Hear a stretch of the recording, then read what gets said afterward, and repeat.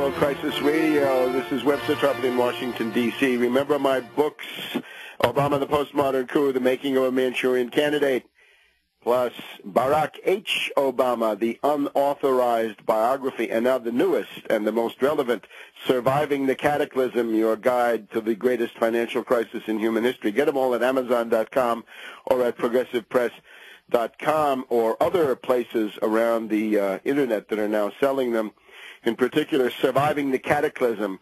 There's a whole part in there about hyperinflation as a model, not of economic collapse, which is very mild, but economic disintegration, in 1923 Germany, which we've got to study more and more, and the best way to start is with Surviving the Cataclysm. Now, therefore, what we need is a left opposition to Obama. There's got to be a rebellion against Obama. We need anti-Obama New Deal candidates going into Democratic primaries for 2010, and we've got to set the stage for some politician or some person who's going to come out of this process to challenge Obama in the primaries starting, well, essentially in early 2011, meaning the candidacies have got to come together during 2010.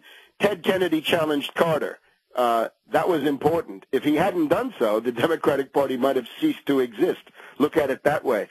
Obama is taking the Democratic Party down the garden path in an unbelievable way, and if somebody doesn't set up a banner of anti-Obama opposition for what this guy is doing, the party may be destroyed, and then you'll have the dictatorship of something different. You'll have the dictatorship of finance capital through the demagogic Republican Party with President Mitt Romney, who will, again, strip you. He'll be happy to strip you of everything and leave you nothing but your eyes to cry with. Ask the unemployed workers of all of those firms that Mitt Romney asset stripped. Mitt Romney is also the pioneer of what Obama's actually doing now. Let me just point out, the people going to these meetings, the town meetings, have been told by the Republicans that Obama wants government-dominated health care, big government. Surprise! There's nothing going on in that direction. The single-payer people were kicked out of Obama's councils from the very beginning. They had to threaten to picket the White House to even be allowed in so they could sit there and listen to what the rest of them were saying.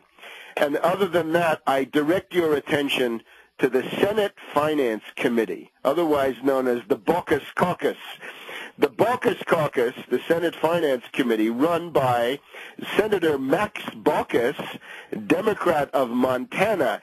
This is a puppet of the insurance companies and the insurance companies and the insurance companies. And here we read in the Washington Post today, article in, again, the Washington Post, Democrats weigh the calculus of public insurance. So we're told that Senator Max Baucus says that Democrats should give up on a public option.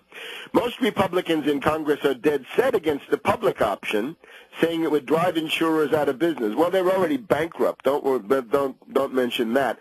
Some key centrist Democrats in Congress, notably Finance Committee Chairman Max Baucus, Democrat of Montana, say Democrats must give up on it if they want to win a filibuster-proof 60 votes in the Senate.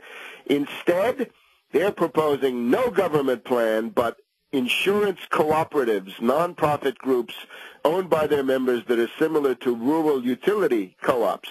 Obama recently expressed openness to this alternative. So there's no single payer and there's no government plan.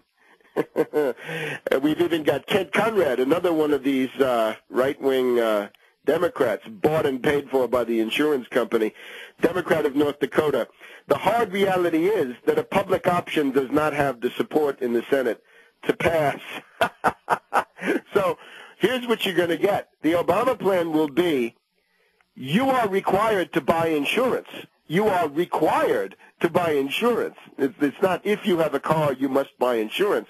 If you are a living person, you will have to buy insurance.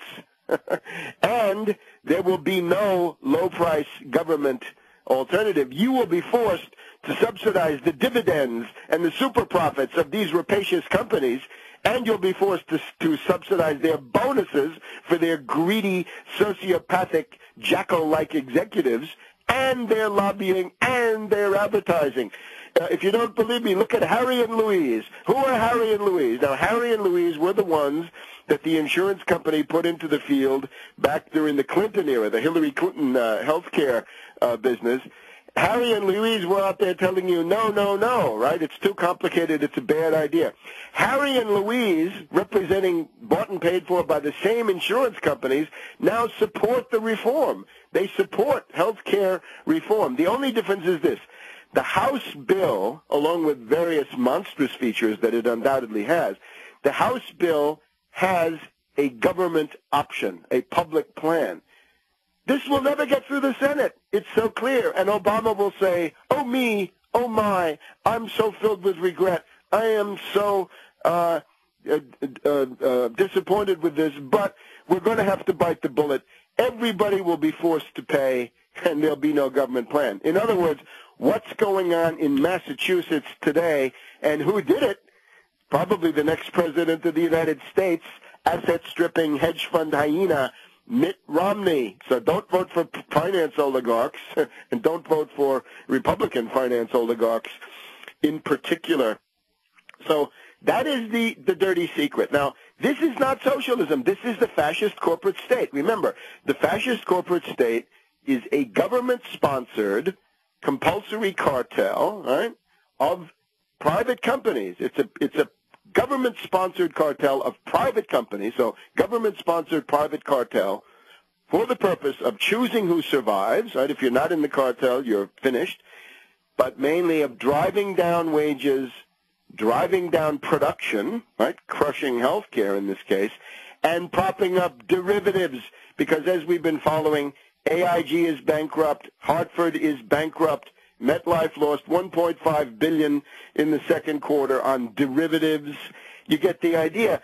The purpose of this is to give the private insurance companies the ability to put their hand in your pocket under government compulsion, arranged by them, by Wall Street puppet Obama, so that they will be able to survive even though their derivatives have destroyed them. So you will be paying not for health care, you'll be paying for the derivative speculation of AIG, MetLife, the Hartford, and the other companies. And these, of course, include large medical insurance divisions. So that's the reality. Notice that in these public meetings, the Republican operatives attack Obama's rhetoric. See, Obama has got to say, I'm open to single payer, I'd like a public plan. Obama's got to do that because that's what his Democratic base wants. But he has no intention of doing it. The Republicans, of course, don't point out that Obama is lying to his own supporters. They attack the rhetoric and use that to scare their base, who are very susceptible to this anti-big government demagoguery. And again, I tell you here, your enemy is Big Wall Street. Big government is secondary. Big government becomes a problem when Big Wall Street controls it. The government is the battlefield where you should be confronting the bankers, and if you're not, you're spinning your wheels. So let's look at Obama.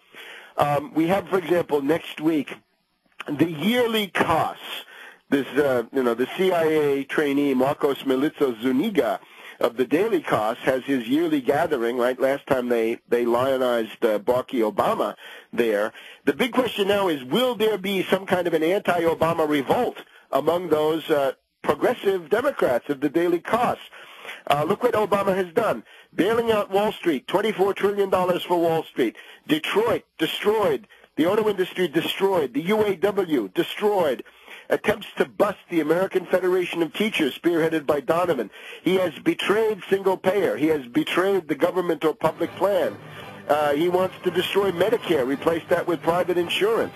We'll get a few more of these betrayals, but you get the idea. Time for a rebellion against Obama, visibly in areas like this.